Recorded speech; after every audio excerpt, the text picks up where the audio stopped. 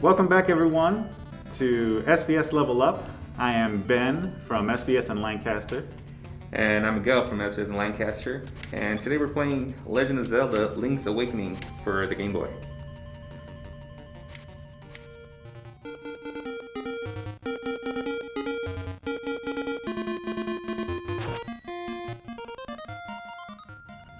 Yeah, so this is just the beginning of the game here. Link wakes up, he washed ashore, and this girl found him, brought him back to her home, and this is her dad here, and you recognize him, right? Yeah, it looks like Dr. Mario. Who is that? Yeah, I mean, it's basically Mario. Later on in the game, there's even a character that looks like Luigi. Really? Yeah, this game is definitely out there. Yeah, so this is Link's Awakening for the Game Boy. It's probably the first Zelda game that I really put a lot of time into when I was a kid, and it was really good. I really liked it. I really enjoyed it.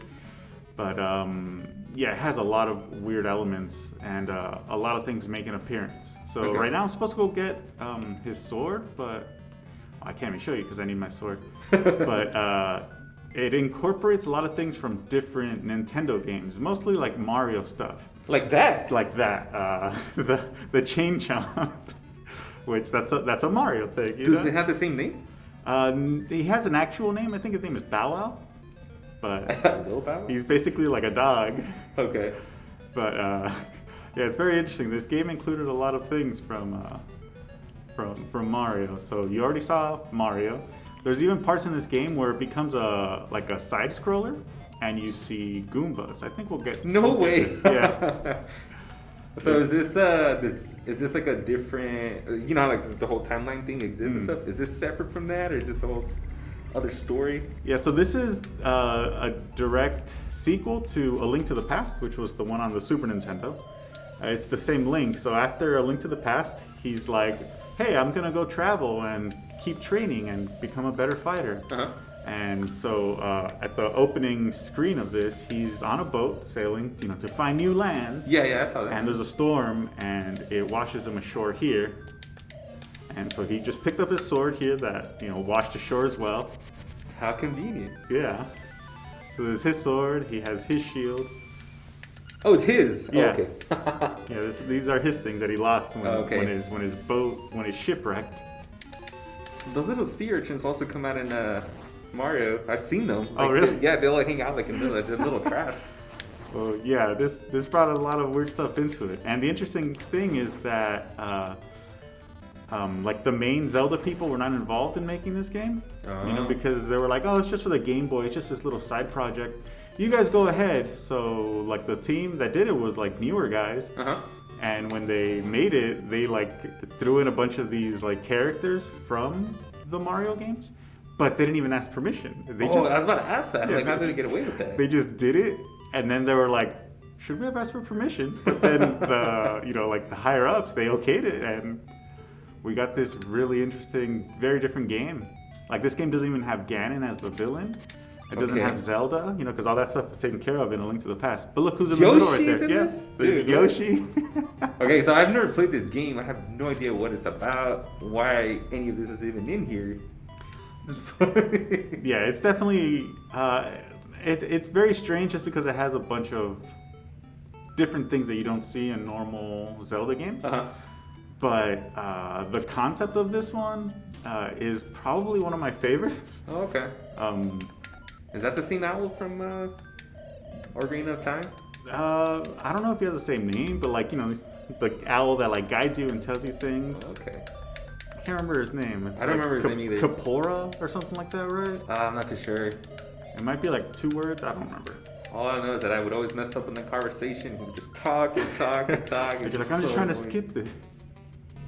All right, so here we are in the first dungeon of the game. Oh, maybe I should grab the key, huh? I was like, hey, you missed something. How generous. I was like, hey, come pick it back up. You can try again. It's all right. Oh, no. Oh, no. What made you play this game so much?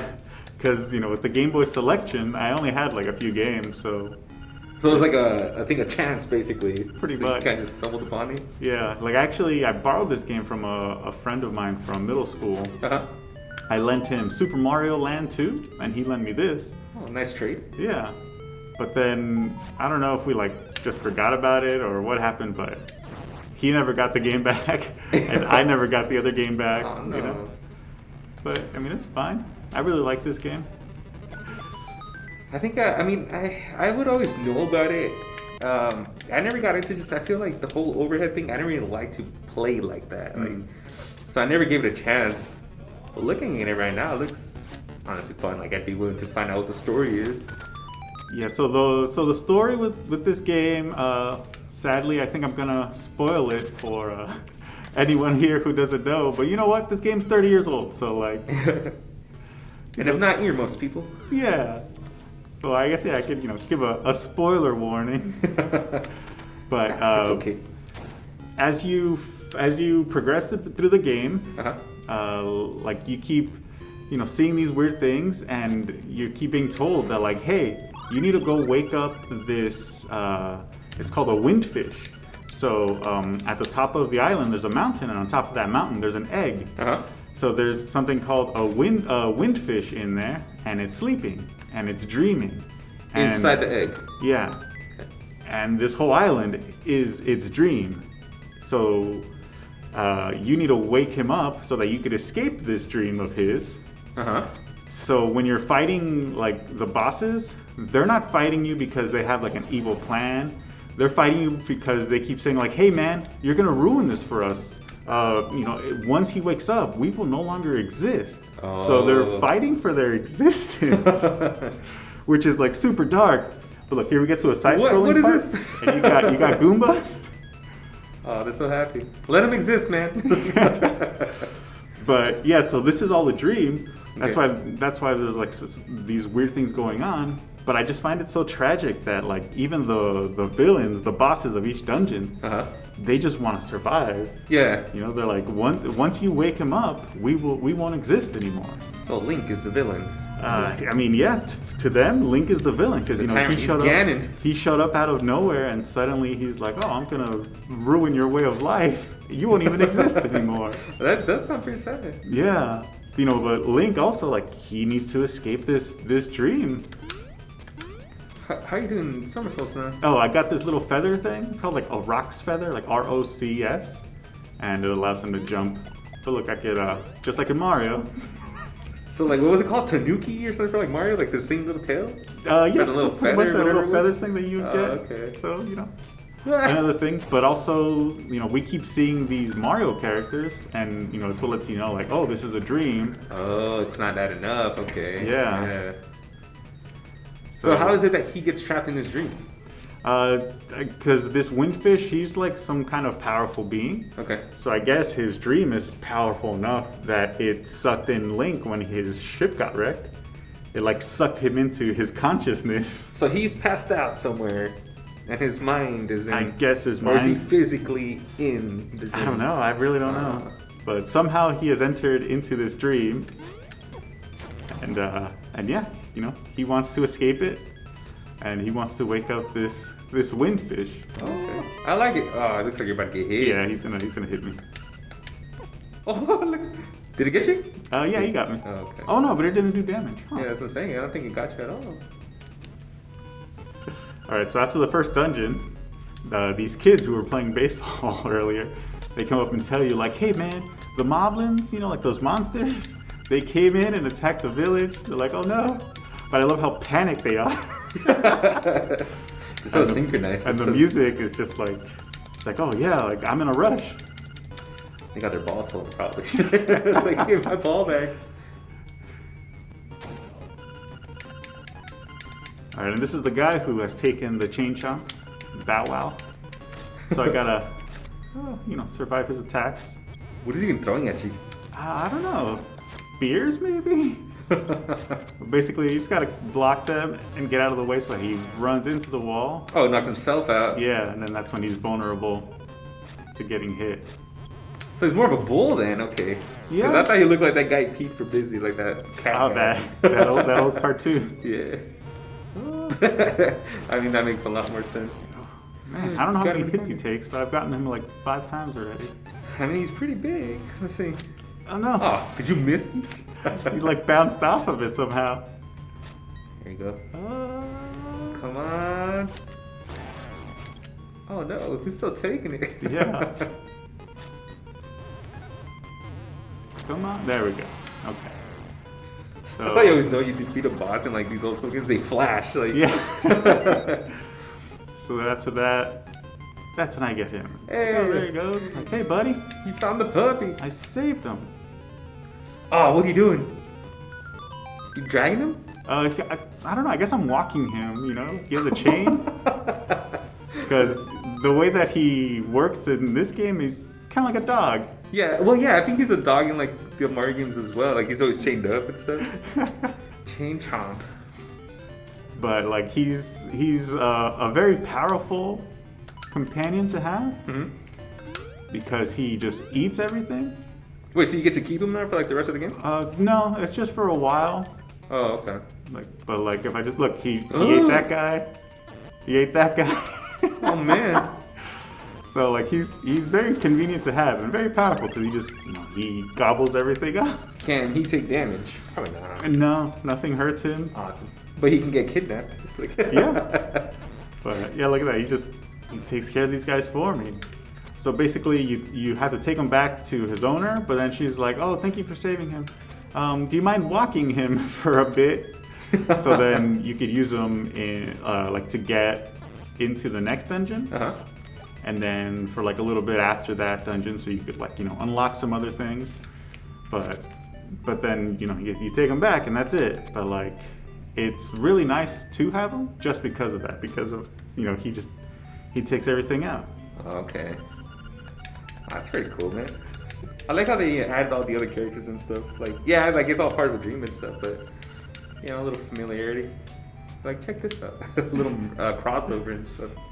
And then there's this shop over here where I always used to do this as a kid. Uh-huh. Let me see if I can get there. Here it is. So it's like, oh, a shovel, 200 rupees, but I only have 70.